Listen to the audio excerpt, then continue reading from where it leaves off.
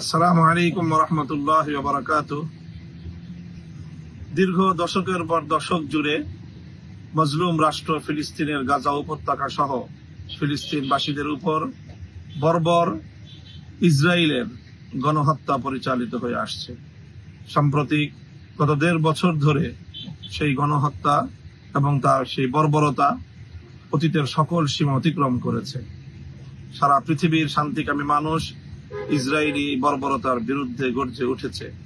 বাংলাদেশ থেকে আমরা দলমত নির্বিশেষে সকলে একযোগে ইসরায়েলের এই বর্বরতার বিরুদ্ধে গাজাবাসীর এবং ফিলিস্তিনের মুক্তির লক্ষ্যে আমরা একটি জোরালো আওয়াজ তুলতে চাই।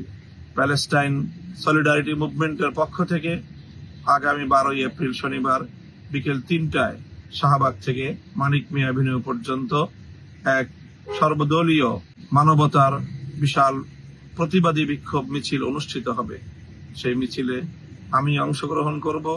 আপনাদের সকলকে সেই মিছিলে অংশগ্রহণ করে ফিলিস্তিনি মুক্তির আন্দোলনকে সমর্থন এবং সংহতি জানানোর উদাত্ত আহ্বান জানাচ্ছি।